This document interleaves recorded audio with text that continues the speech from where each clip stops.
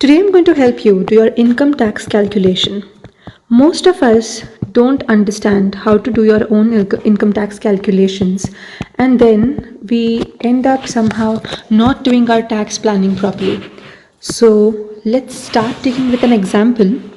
So here is a person who has around 21 lakh rupees of his gross income. All right.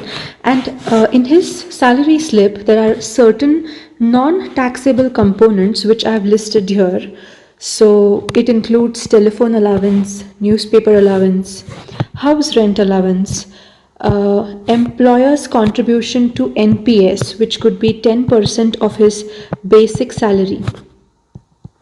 So that is also included. So all these are non-taxable components, and hence we can use them as deductions to the gross income. Now house rent allowance calculations are different, and it may not be the same amount which you can see in your salary slip. It can be an amount which is lower than or equal to it. For this, you might have to refer to tax calculations of house rent allowance. But other numbers you can take as it is, because they'll be as it is mentioned in your salary slip. For telephone allowance and newspaper allowance, you might have to give the actual bills to your employer so that they can consider this as an expense. Sometimes you can also have certain food coupons which your company gives as a non-taxable component. There are many non-taxable components which a salary slip can have, but it is to a discretionary of an employer and not an employee to decide what all components he wants to give in his entire salary slip which are non-taxable. So as far as this example goes, I have considered these examples. So you can deduct each and every non-taxable component from your gross salary. Then you can also deduct the ATC investment. So salary slip wala component is discretionary to the employer, but henceforth these three things are something which is in the hand of an employee, that is ATC investment. ATC investment includes mutual fund, ELSS schemes, include life insurance premium. It includes the principal amount of a home loan if you have any. It includes the employee's contribution to the provident fund. It includes many things which I have mentioned in the posts earlier. You can have a look at them. The maximum amount available for an person to do ATC investment is 1,50,000. So this is to the discretionary of an employee. You have to do these investments. Then you can additionally have the benefit of ATCCD, which is again NPS contribution, but this time it is employees contribution. From your side, you can take tax benefit of 50,000 rupees. When you invest in National Pension Scheme, you can use that as a deduction to the gross income again. Then the health insurance premium that you pay. So the health insurance premium that you pay basically can be deducted if your age is less than 60. Then in that case the maximum limit available is 25,000. So whatever is your actual premium, deduct that. If you are paying the premium of your parents and if they are also below 60, then you can add 25,000 to it. So the maximum benefit for you would be 50,000, but whatever is the actual premium, you have to deduct that. These are just the maximum benefits that I am mentioning here. All right. So after deducting the health insurance premium, then there is a standard deduction which is also important for every employee or a salaried person to deduct 50,000 rupees. This is compulsory for each and every salaried person. That also can be deducted. So after deducting these non-taxable components of your salary and the ATC, ATCCD, ATD benefits and the standard deduction, you will come to the net taxable income.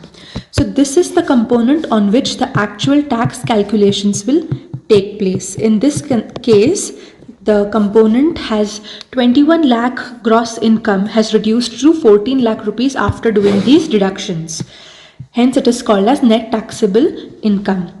Now, so for simplicity, I would urge you all to actually make this table and keep in front of you. So because we are doing deductions all these deductions we are doing, ATC deductions and standard deductions, we are supposed to use the old tax slab rates. So these are the old tax slab rates which are mentioned here in this table. Now we've understood how to calculate the net taxable income, but we need to understand how much tax are we going to actually pay on this 14,41,000 rupees. So to do that, do a small exercise. You have to divide your 14 lakh rupees into different slabs of 2,50,000 rupees. So basically we are dividing 14 lakhs in 2,50,000 slabs. Okay, for the first 2,50,000 slab, up to first 2,50,000 slab, we are not paying any tax. Now beyond that, for every 2.5 lakh rupees, there is a different tax rate which is mentioned in this table. So after 2.5 lakhs, which is first 2.5 lakhs wherein we are not paying any tax, the next 2.5 lakhs pay we are paying 5%. So that is 5% of this 2.5 lakhs, which is 12,000 rupees 500. On the next 2.5 lakhs, we are paying 20% of 2.5 lakhs, which again comes up to 50,000 rupees. On the successive 2,50,000, we are paying 20%, which comes up to again 50,000 rupees of tax. Similarly, we go on till the addition of this entire amount comes up to 14,41,942. So till then you need to divide that amount into different slabs of 2,50,000, and then when you get an odd number which is not 2,50,000 or lesser than that, that is your last tax slab. So the rate in this case is 30% for this person's last tax slab, and that you won't be calculating on 2.5 lakh rupees, but this odd amount which is remaining. So 30% of 1,91,942 is 57,583, and that's how we come down to the addition of all these taxes. So 12,500 plus 50,000 plus 50,000 plus 75,000 plus 57,583, and eventually the amount is 2,45,082. On this you have to add 4% health and education cess. So you basically have to multiply to this figure 1.04, and that's how you get 2,54,885 as your income tax payable on the amount of 14,41,942 as your net taxable income, whereas your gross income was 21 lakh rupees. I hope I could explain tax calculations to you in an easier manner. You can always comment on the section in case you have any doubts. Also, this video is only for educative purposes.